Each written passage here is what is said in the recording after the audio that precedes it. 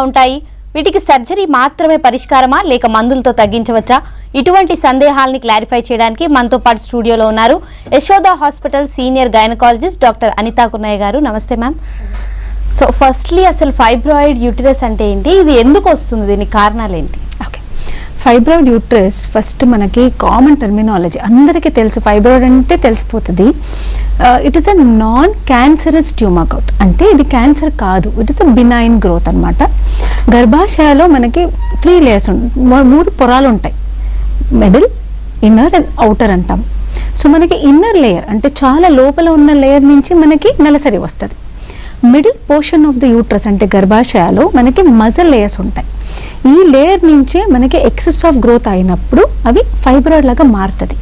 That is fibroid uterus. కామన్గా మనం గర్భసంచిలో చూస్తాం ఫైబ్రాయిడ్స్, బట్ ఎప్పుడైనా మనము గర్భసంచి mouth, that is called cervix, rarely మనము గర్భసంచి పక్కన కూడా ఫైబ్రాయిడ్స్ చూడొచ్చు. బట్ కామన్గా ఫైబ్రాయిడ్స్ అంటే యూట్రస్ నుంచి ఆరిజిన్ ఉంటుంది. కామన్ని ఎందుకు వస్తాయని నెక్స్ట్ క్వశ్చన్ అడిగినప్పుడు మనకి common causes is genetic causes. First thing, ఫ్యామిలీలో if your mother, daughter or your grandmother history ఉన్నప్పుడు మనకి ఇంక్రీజ్ ఛాన్సెస్ ఆఫ్ ఫైబ్రాయిడ్స్ ఉంటుంది. ఏజ్ ఆఫ్ ఆన్సెట్ అంటే ఎర్లీ మెనార్కి లేట్ మెనోపాజ్ అంటాం. అంటే నెలసరి తొందరగా వచ్చినప్పుడు, నెలసరి లేట్గా అయితే కూడా నెలసరి ప్రొలాంగ్గా ఉంది అంటే మెనోపాజే అటెండ్ అవ్వరు కొంతమంది. 50+ అయినా కూడా మనకి నెలసరి ఉంటుంది. వాళ్ళకి high risk of hormone estrogen exposure వల్ల ఫైబ్రాయిడ్స్ రిస్క్ పెరిగిపోతుంది. థర్డ్ కాజెస్ ఏంటంటే ఒబాసిటీ. ఒబాసిటీ వల్ల మనకి ఏంటంటే ఫ్యాట్ మెటబాలిజం ఎక్కువ అయిపోతుంది. ఈ రిస్క్లో మనకి ఈస్ట్రోజన్ హార్మోన్ బ్రేక్ డౌన్ ఎక్కువ అయిపోతుంది, ఫైబ్రాయిడ్ ఛాన్సెస్ పెరిగిపోతుంది. ఇలాంటివి మనకి ఇంకా వేరే కాజెస్ ఏంటంటే consumption of caffeine and alcohol for a longer time, they also induce the chances of fibroid. Race అంటాము, కొన్ని races for example African, Asian races వాళ్ళకి ఫైబ్రాయిడ్ ఛాన్సెస్ ఎక్కువ ఉంటుంది. ఇది కాకుండా ఎక్కువ హార్మోన్ మెడిసిన్స్ వాడినప్పుడు especially estrogen tablets can induce the formation of fibroids. And జనరల్గా అంటే ఎన్ని టైప్స్ ఆఫ్ ఫైబ్రాయిడ్స్ అనేవి వస్తాయి మ్యామ్ జనరల్గా? ఎస్, ఫైబ్రాయిడ్స్ అనేది చాలా వెరైటీగా ఉంటుంది. ఇప్పుడు నేను చెప్పినది ఏంటి, గర్భాశయాలు వచ్చిన గడ్డల్ని ఫైబ్రాయిడ్స్ అంటాము. ఈ ఫైబ్రాయిడ్స్ కూడా లొకేషన్స్ దాన్ని బట్టి మనము టైప్స్ చెప్తాము. For example just show in పిక్చర్లో చూపించి మాట్లాడదాం. Okay right. So this is the గర్భసంచి మనది. ఈ గర్భసంచిలో చూడండి ఎక్కడెక్కడ ఫైబ్రాయిడ్స్ ఉన్నాయి. Everywhere there is a fibroids. అంటే మనకి ఎక్కడైనా ఫైబ్రాయిడ్స్ రావచ్చు. లోపల నుంచి వచ్చిన ఫైబ్రాయిడ్స్కి మనము సబ్ మ్యూకోసల్ ఫైబ్రాయిడ్స్ అంటాం. గర్భాశయ వాల్ నుంచి వచ్చిన ఫైబ్రాయిడ్స్కి మనము ఇంట్రామ్యూరల్ ఫైబ్రాయిడ్స్ అంటాము. గర్భాశయ నుంచి అవుట్ సైడ్ వచ్చిన ఫైబ్రాయిడ్స్కి సబ్ సీరజల్ ఫైబ్రాయిడ్స్ అంటాము. This is a common terminology. ఇక్కడ కూడా మనకి గ్రేడ్స్, కేటగిరీస్ ఆఫ్ ఫైబ్రాయిడ్స్ ఉన్నాయి. ఇది తెలుసుకోవడం చాలా ఇంపార్టెంట్, ఎందుకంటే ఈచ్ ఫైబ్రాయిడ్ లొకేషన్ దాన్ని బట్టి ట్రీట్మెంట్ మారుతుంది, ట్రీట్మెంట్ అప్రోచ్ మారుతుంది, root of surgery will be different. So ఇది మీరు తెలుసుకుంటేనే నాకు ఈ సర్జరీ రైటా, నాకు ఈ మెడిసిన్స్ పనిచేస్తుందా, నాకు సర్జరీ కాకుండా నేను మెడిసిన్స్తో ద్వారా కానీ నాన్ సర్జికల్ థెరపీ ద్వారా కానీ ట్రీట్మెంట్ తీసుకోవచ్చా అని తెలుస్తుంది. మనకి కేటగిరీ ఆఫ్ ఫైబ్రాయిడ్స్లో చెప్పాలంటే ఒక standard, we have a society of obstetrics and gynecology called as FIGO society. ఈ సొసైటీలో a board has come to a consensus wherein we have categorized this fibroids into main 7 categories. అది ఏంటంటే as I told you already, submucosal, intramural and subserosal fibroid కూడా మనకి varieties ఉంటుంది. అది ఏంటి అంటే ఇలాంటివి ఫైబ్రాయిడ్స్. సో మీరు జాగ్రత్తగా చూస్తే ఇక్కడ మనకి చాలా వెరైటీస్ ఉన్నాయి. 0, 1, 2, 3, 4, 5, 6 and 7 కేటగిరీ వరకు ఉంటాయి. ఇది ఎందుకంటే మనకి ఏ ఫైబ్రాయిడ్ ఎక్కడ ఉందో, ఏ టైప్ ఆఫ్ ట్రీట్మెంట్ ఇవ్వాలో we decide based on this. And ఫైబ్రాయిడ్స్కి సిమ్టమ్స్ ఎలా ఉంటాయి మ్యామ్, అండ్ దీన్ని ఎట్లా డయాగ్నోస్ చేస్తారు? ఎస్, కామన్గా ఏంటంటే routinely fibroids are very common in reproductive age group అంటామమ్మా. రీప్రొడక్టివ్ ఏజ్ గ్రూప్ అంటే బిట్వీన్ 25 to 38 to 40 ఇయర్స్లో ఈ ఏజ్లో చాలా కామన్ ఫైబ్రాయిడ్స్. రూటీన్గా మనం స్కాన్కి వెళ్తేనే ఫైబ్రాయిడ్స్ పికప్ అయిపోతుంది. అంటే 25% to 30% incidental finding of fibroids ఉంటుంది.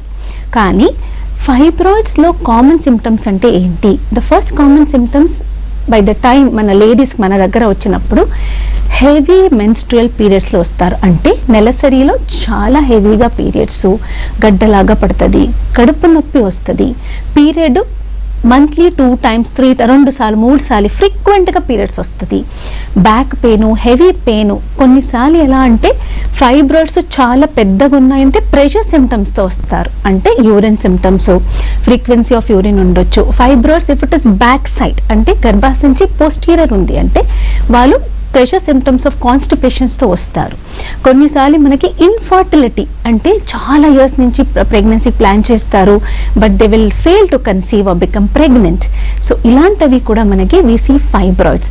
Rarely we see patients coming with painful intercourse or excess of discharge, white discharge or blood stain discharge, foul smelling discharge. మనం క్లినికల్గా చూసినప్పుడు సర్వైకల్ ఫైబ్రాయిడ్ అంటాము. అంటే గర్భాశయ నుంచి mouth of the uterus, cervix, అక్కడి నుంచి కూడా ఫైబ్రాయిడ్స్ రావచ్చు. కొన్నిసార్లు మల్టిపల్ ఫైబ్రాయిడ్స్తో పాటు ఇలాంటివి సిమ్టమ్స్ కాంబినేషన్స్లో కూడా ఎగ్జిస్ట్ అవుతాయి. ఎక్కువ రోజు బ్లీడింగ్, ఇది నార్మల్ కదా నా ఏజ్కి అని నెగ్లెక్ట్ చేసేస్తారు 40+ లేడీస్ యూజువల్గా. By the time they come, they don't come for actually fibroid. They meet our physician colleagues, they meet our practitioners. దేనికి అంటే ఆయాసము, చాలా ఇబ్బంది అవుతుంది, నాకు పని చేయడానికి అస్సలు లేదు మేడం, నాకు ఇబ్బంది ఉంది. ఎందుకంటే వీక్నెస్ ఎందుకు అవుతుంది? ఇక్కడ ఎక్సెస్ ఆఫ్ బ్లీడింగ్తో పాటు హిమోగ్లోబిన్ డ్రాప్ అయినప్పుడు they become anaemic. Majority of our Indian women they come to our clinic, అంటే క్లినిక్కి వచ్చినప్పుడు మెజారిటీ వాళ్ళు అనీమిక్తోనే వస్తారు. వాళ్ళకి కొన్నిసార్లు తెలియదు ఈ ప్రాబ్లం, నాకు ఎక్సెస్ ఆఫ్ మెన్స్ట్రువల్ బ్లీడింగ్ అవుతున్నది, నా గర్భాశయాలో ఫైబ్రాయిడ్స్ ఉండొచ్చు అని కూడా తెలియదు. అనీమిక్లో వచ్చినప్పుడు మనం రూటీన్గా స్కాన్ చేసినప్పుడు పికప్ అయిపోతుంది. సో ఇలాంటివి వెరైటీగా మనకి సిమ్టమ్స్ కాంబినేషన్ కూడా ఎగ్జిస్ట్ అవ్వచ్చు. అండ్ మ్యామ్, అంటే యూటరైన్ క్యాన్సర్కి అండ్ ఫైబ్రాయిడ్ యూటరస్కి రెండింటిని ఎలా డిఫరెన్షియేట్ చేసి చూస్తారు? ఇది చాలా మంచి క్వశ్చన్ అమ్మా. యూటరైన్ ఫైబ్రాయిడ్స్ యూజువల్గా నేను చెప్పినది స్టార్టింగ్లోనే చెప్పాను, it is a non cancerous growth, అంటే it is a benign growth అనమాట. Majority of the wise it is benign growth. 1 in 2 per 1000 people, అంటే 1000 పీపుల్కి మనకి ఫైబ్రాయిడ్స్ ఉన్నప్పుడు వాళ్ళకి ఒక్కరికో రెండుకో లియోమయోసార్కోమా అని చేంజెస్ లాగా మారుతుంది. ఇలాంటివి పేషెంట్స్కి మనము హై రిస్క్ పేషెంట్స్ ఉంటారు యూజువల్గా. హై రిస్క్ పేషెంట్స్ అంటే ఏంటి? Morbid obesity, hyper tension, strong family history, వాళ్ళ హిస్టరీలో మనకి లియోమయోసార్కోమాస్ హిస్టరీ ఉంటుంది.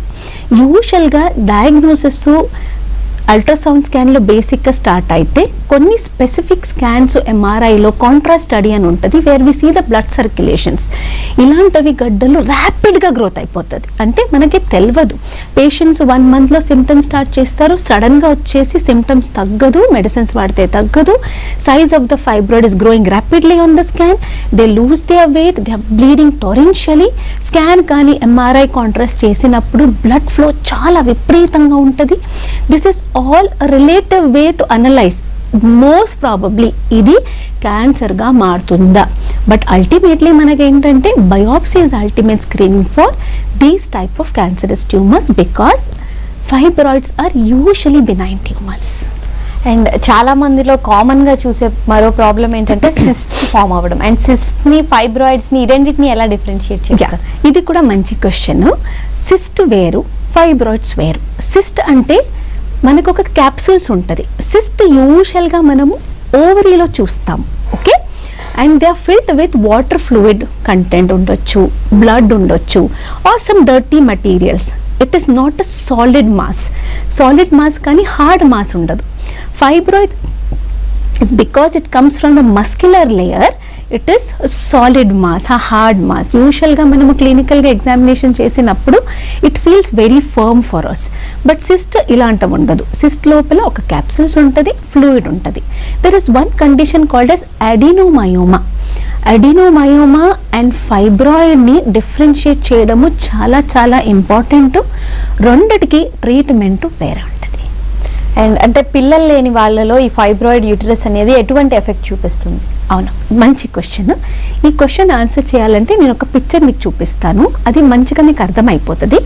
సో పిల్లలు కావాలి అని చాలా ఇయర్స్ నుంచి ట్రై చేసే వాళ్ళకి మనము కొన్ని కాజెస్ని రూల్ అవుట్ చేయాలి పడుతుంది. అది బేసిక్ స్టార్టింగ్ ఏంటంటే స్కాన్లో గర్భాశయాలో ఏదైనా పాలిప్స్ గడ్డలు ఉందా అని తెలుసుకుంటాం. నా మనకి గర్భాశయాలో ఏమున్నాయి? We have main important parts.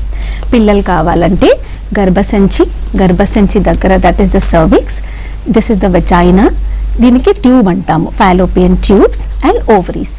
ఈ స్ట్రక్చర్లో ఎక్కడైనా మనకి path to travel the sperm and the eggs travel చేయాలి, అడ్డం వచ్చేస్తే మనకి ప్రెగ్నెన్సీలో ప్రాబ్లమ్స్ రావచ్చు, ఇంప్లాంటేషన్ ప్రాబ్లమ్స్ రావచ్చు. ఇక్కడ మీరు చూస్తున్నారు చాలా అంటే ఫైబ్రాయిడ్స్ని మనం డిపిక్ట్ చేస్తాము. ఇక్కడ ఒకటి ఉంది, బయట ఒకటి ఉంది, లోపల ఒకటి ఉంది.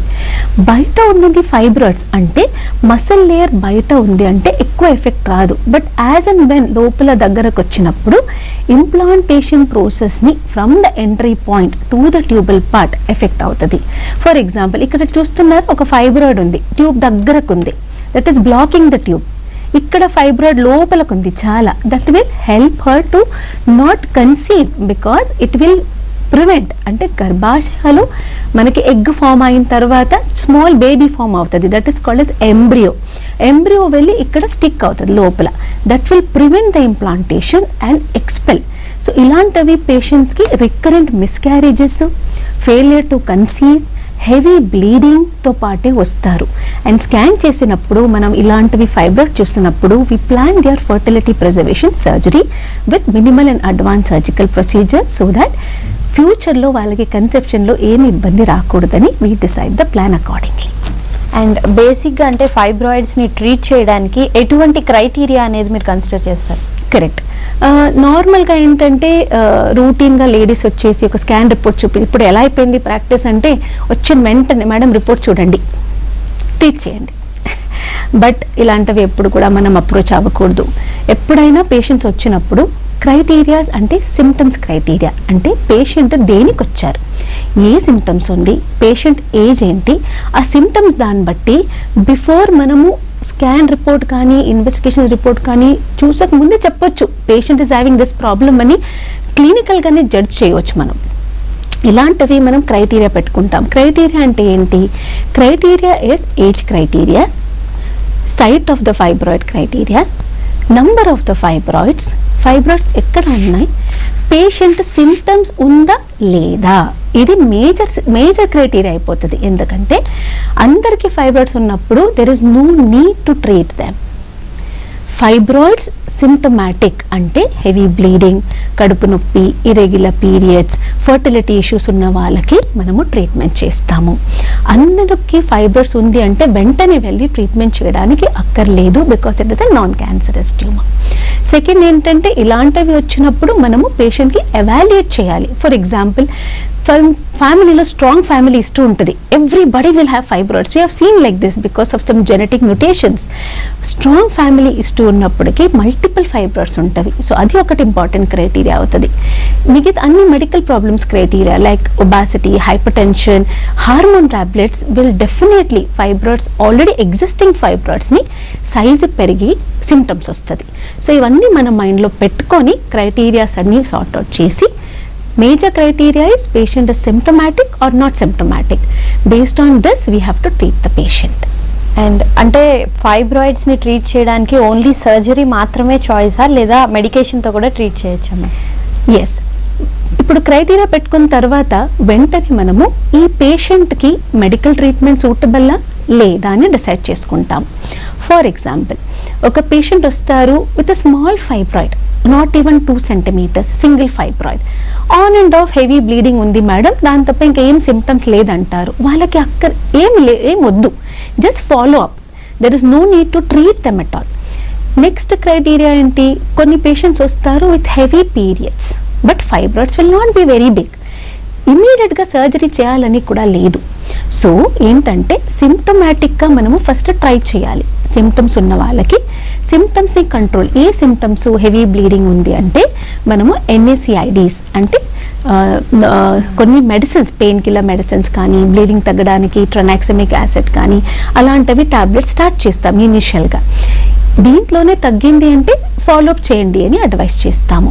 ఇన్ కేస్ కొంతమంది రెస్పాండ్ కాకపోతే and patient are having not a very big fibroid, surgery presently అక్కర్లేదు, she is not very anaemic, it's not a multiple fibroid అంటే కొన్ని రోజు మనం హార్మోన్ టాబ్లెట్స్ కూడా యూస్ చేయొచ్చు. చాలా హార్మోన్ టాబ్లెట్స్ ఉన్నాయి ఇప్పుడు మన దగ్గర. బట్ పెట్టక ముందు అగైన్ మనం క్రైటీరియాస్ పెట్టుకోవాలి. Is this patient less than 35 years, because దానికి హార్మోన్ సైడ్ ఎఫెక్ట్స్ ఉంటుంది. సో క్రైటీరియా పెట్టుకొని is this patient suitable for medical treatment, for medicines, or she require something else అని మనం ప్లాన్ చేస్తాము. And if they undergo surgeries, వాళ్ళకి ఎటువంటి surgeries recommend చేస్తారు and ఏ స్టేజ్ నుంచి వాళ్ళకి సర్జరీస్ రికమెండ్ చేయడం జరుగుతుంది? ఓకే, సో సర్జరీ చేయకముందు మనము పేషెంట్స్కి అప్రోచ్ చేసిన తర్వాత పేషెంట్ సిమ్టమ్స్ డెఫినెట్గా అసెస్ చేయాలి, పేషెంట్ మెడికల్ హిస్టరీ అసెస్ చేయాలి, పేషెంట్ మెడికల్ థెరపీ అసెస్ చేయాలి. ఇవన్నీ ఫెయిల్ అయింది, తనకి సిమ్టమ్స్ అంటే హెవీ బ్లీడింగ్ తగ్గట్లేదు, తను ఫర్టిలిటీ కోసం ట్రై చేస్తుంది, మల్టిపుల్ ఫైబ్రాయిడ్స్ ఉన్నాయి, తనకి fibroid size more than 6 centimeters ఉన్నాయి, it's quite a big fibroid, more than 6 centimeters. కొన్ని ఫైబ్రాయిడ్స్ చిన్నగున్నా కూడా మనం ట్రీట్మెంట్ ఇవ్వాలి. ఎగ్జాంపుల్ నేను చెప్పాను కదా, సబ్ మ్యూకోజల్ ఫైబ్రాయిడ్ అంటే లోపల ఉన్న ఫైబ్రాయిడ్స్ చిన్నగున్న హెవీ బ్లీడింగ్తో వస్తారు, దానికి ఆప్షన్సే ఉండదు, మనము ఇమీడియట్గా సర్జరీకి తీసుకోవాలి. Like hysteroscopic sub mucosal resection of fibroid అంటాము. ఇంకా కొంతమందికి మల్టిపుల్ ఫైబ్రాయిడ్స్ ఉంటవి and they are quite big, they are becoming anaemic, medical therapy పెట్టినా కూడా they are not responding, hormones injection పెట్టినా కూడా టెంపరవరీగా హోల్డ్ చేస్తుంది కానీ దే ఆర్ నాట్ రెస్పాండింగ్. ఇలాంటివి పేషెంట్స్కి మనం ఖచ్చితంగా సర్జికల్ థెరపీని ప్లాన్ చేస్తాము. సర్జికల్ థెరపీని ప్లాన్ చేయాలంటే మనకి అప్రోచ్ రూట్ కూడా వేరే వేరే విధానంగా ఉంటుంది, depending on location of the fibroid, number of the fibroid, patients fertility preservation aspect ఉంది అంటే ఇవన్నీ మనం మైండ్లో పెట్టుకొని వీ హ్యావ్ టు ప్లాన్ అనమాట. ఇప్పుడు ఉన్న టెక్నాలజీలో we have gone in two advance. ఇప్పుడు మనము ఫైబ్రాయిడ్ అన్న వెంటనే వీ డోంట్ ఓకే కోత ఆపరేషన్ చేయాలి, ఓపెన్ సర్జరీ చేయాలని ఎప్పుడు కూడా మాట్లాడడం. పేషెంట్సే వచ్చేసి మేడం లేజర్ చేస్తా అంటేనే వాళ్ళే అడుగుతారు. సెకండ్ ఏంటంటే ఇంకా advance surgery like robotic assisted myomectomy, robotic assisted surgeries, robotic imaging surgeries అని చాలా అంటవి మనకి మెథడ్స్ ఆఫ్ సర్జరీస్ కూడా వచ్చాయి.